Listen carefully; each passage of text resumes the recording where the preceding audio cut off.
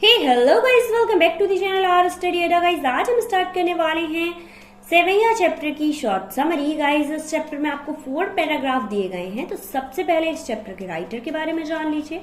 इस चैप्टर के राइटर हैं रसखान जी, जिनके जन्म का कोई अता पता नहीं है, फिर भी 1548 में इनका जन्म माना जाता है और इनका मूल नाम सैयद इब्राहिम माना जाता है।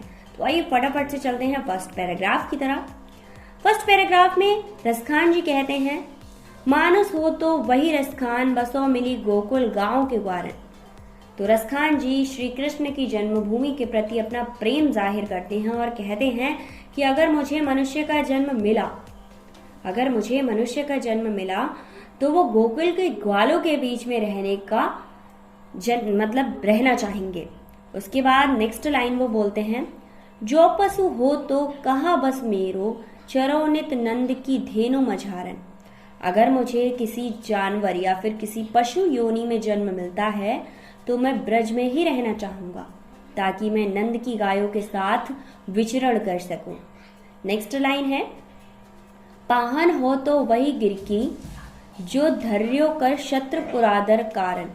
मतलब अगर मुझे किसी पर्वत का जन्म मिलता है या फिर मैं किसी पर्वत के रूप में इस धरती पर आता हूं तो मैं वही पर्वत बनना चाहूंगा जिसे श्री कृष्ण ने इंद्र के प्रकोप के कारण अपनी तर्जनी उंगली पर उठा लिया था। नेक्स्ट लाइन वो बोलते हैं, जो खग हो तो वसेरो करी मिली, कलिंद कुल कदम्ब की डारन।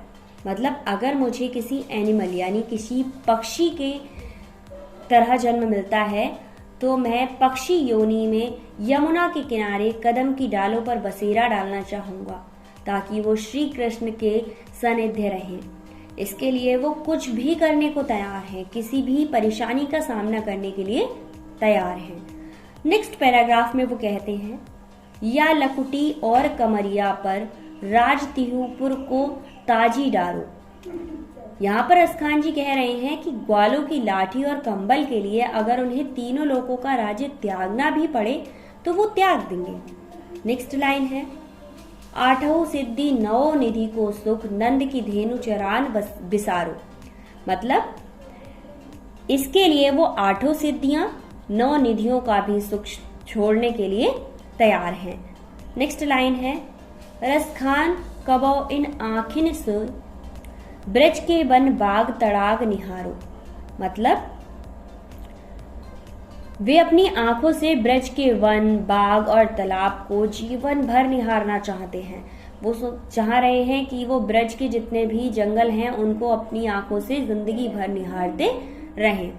कौटिक हु कल घौत के धाम, करिल के कुंजन ऊपर वारो। इसका मीनिंग क्या है? वे ब्रज की कांटेदार झाड़ियों के लिए भी सोने के महल न्योछावर करने के लिए तैयार हैं। वो उन झाड़ियों में रहना ज्यादा पसंद करते हैं, महलों में रहना नहीं। तो ये हो गया आपका सेकेंड पैराग्राफ।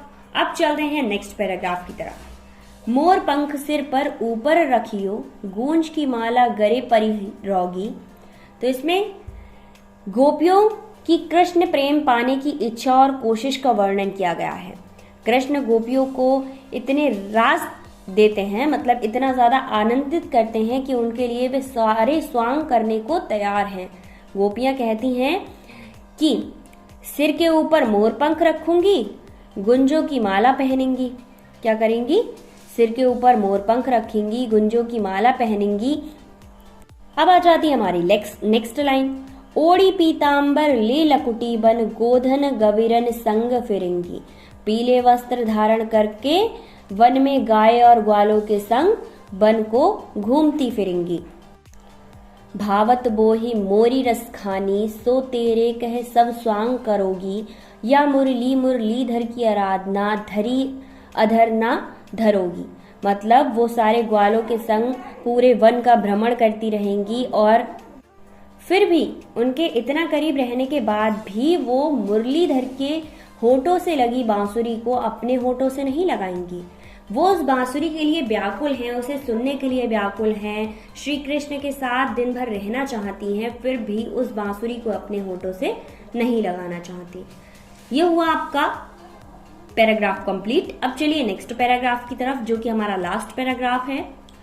कानिन दे अंगुरी राहियो जावही मुरली धुनि मंद बाजे। तो इस पंक्ति में गोपियां कृष्ण को रिझाने की कोशिश कर रही हैं।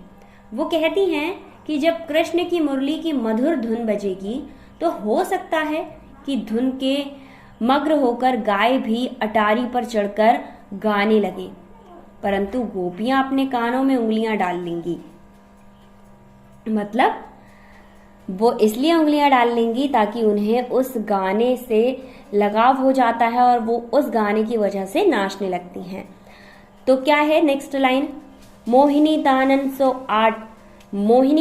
सो आठ चढ़ी गौधेनु गह पे गहे। मतलब जो गाय हैं वो भी नाचने लगे शायद अटारी पर चढ़कर। टेरी कहो सिरगन ब्रज लोगनी केलही कोई कितनो समझाए।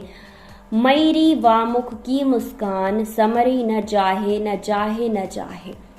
अब इस लाइन को मैं पूरा एक्सप्लेन करती हूँ। गोपियां कहती हैं कि वो अपनी कानों में उंगलियां तो डाल लेंगी ताकि उन्हें वो सुंदर और मधुर संगीत सुनाई ना पड़े, लेकिन गोपियों को ये डर भी है कि ब्रजवासी कह रहे थे कि श्री कृष्ण की मुरली बजेगी तो उसकी धुन सुनकर गोपियों की मुस्कान संभाले नहीं संभलेगी और उस मुस्कान से पता चल जाएगा कि श्री कृष्ण के प्रेम में कितनी डूबी हुई हैं।